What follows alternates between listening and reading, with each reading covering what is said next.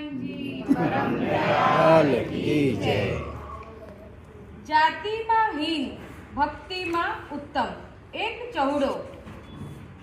श्री गुसाईजी घोड़ा पर बिराजीने गोकुळथी गोवर्धन पधारी રહ્યા છે। રસ્તામાં વચ્ચે 10 વર્ષના એક છોકરાને નીચેષ્ટ પડેલા જોયો। નજીકમાં જ એક સર્પ દેખાયો। પોતે ઘોડા પરથી ઉતરીને ઝારીમાંથી જલ લઈ વેદ મંત્ર ભણીને એના પર છાંટ્યું। છોકરો તરત બેઠો થયો, આપના દર્શનથી પ્રભાવિત થયો અને પોતાનો જીવિત દાન આપનારને પગે પડ્યો।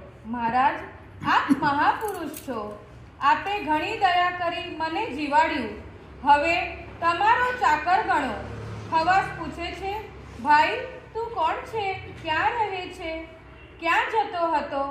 છોકરો કહે છે, મારું નામ ચકો, હું તો હલકી જાતનો છું, ચૌડો છું।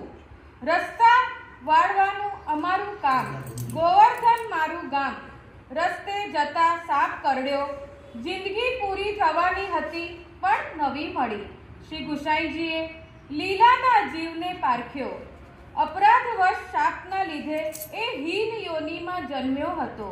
પોતે એની દશા જોઈ અષ્ટાક્ષર સંભળાવ્યો અને શીખવ્યો।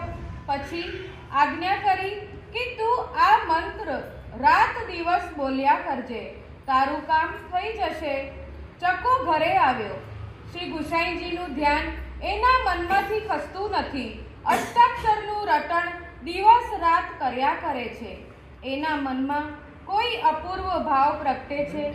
ગિરિરાજ ઉપર શ્રીજીના મંદિર સામે એની દ્રષ્ટિ મીટ માંડ્યા કરે છે, પણ મંદિરમાં જઈને દર્શન કરવાનો એનો અધિકાર નથી।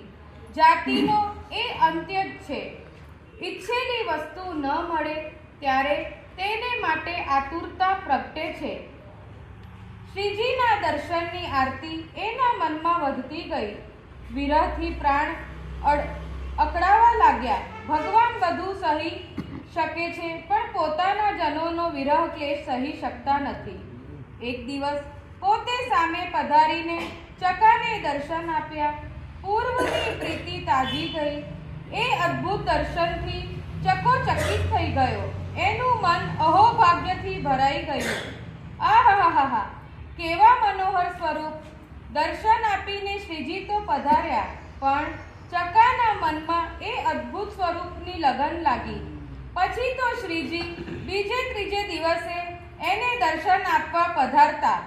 જે દિવસે દર્શન ન થાય તે દિવસે ભૂખો તરસ્યો પડી રહેતો। હવે તો એ મોટો થયો, બાપ મરી ગયો છે, ધંધો અંત્યજને બદલે એણે ખેતી કરવા માંડી છે। ખેતરમાં શ્રીજી એને રોજ દર્શન આપવા પધારે છે। ફરી એકવાર શ્રી ગુસાઈજી ઘોડા પર પધારતા હતા ત્યારે શ્રીજીને એની સાથે વાતો કરતા પોતે જોયા। પછી ચકાને પાસે બોલાવી પૂછ્યું ત્યારે ચકા બે હાથ જોડીને દીનતાથી બોલ્યો, હા મહારાજ, આપની કૃપાથી શ્રીજી અહીં પધારીને મને ઘણીવાર દર્શન આપે છે। એમની વ્રજલીલાની, ગાયોની ને ગોપોની કંઈક વાતો કરે છે। જે દિવસે દર્શન ન થાય તે દિવસે મને ખાવું પીવું ભાવતું નથી। ભૂખ્યો પડ્યો રહ્યો છું, શું થાય પ્રભુ? મંદિરમાં તો મારાથી અવાય નહીં ને?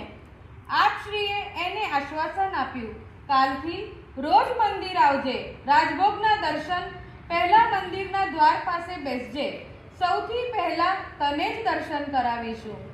પોતે આશ્ચર્ય છે, વર્ણાશ્રમ મર્યાદા પણ સાચવવી પડે।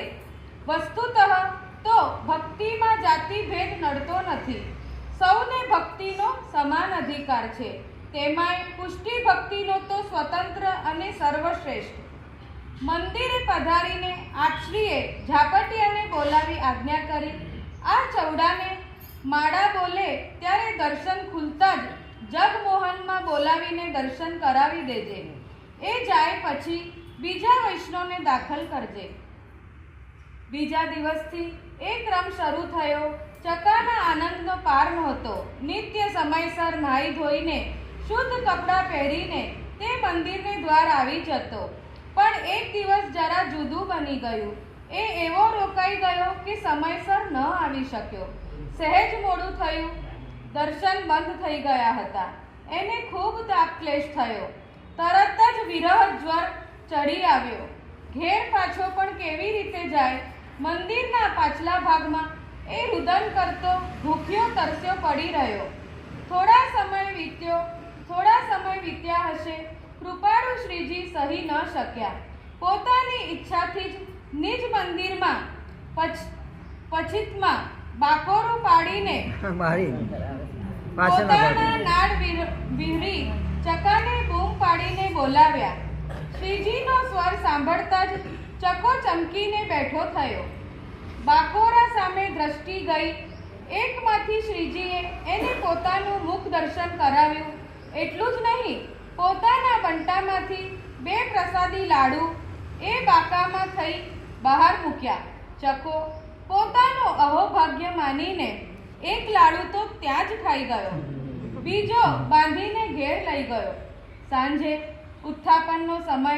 શ્રી ગુસાઈજી નિજ મંદિરમાં પધાર્યા ત્યારે પછીતમાં ખાતર પડેલું જોઈને પોતે ઘણા ચિંતાતુર થયા. બધે તપાસ ચાલી. મંદિરના સેવકોમાં અને વૈષ્ણવમાં વાત પ્રસરી ગઈ. પછી એમના એક વૈષ્ણવે રસ્તે જતા ચકો મળી ગયો. હવે તો વૈષ્ણવો એને સારી રીતે ઓળખતા થઈ ગયા. એના પર થયેલી કૃપાની વાત છાની ન રહી. ચકાએ વૈષ્ણવને જય શ્રી કૃષ્ણ કહ્યા.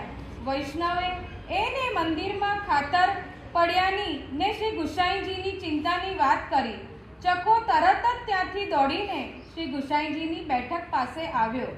કોઈની સાથે આપને સંદેશો કહેવડાવ્યો. પોતે બહાર પધાર્યા.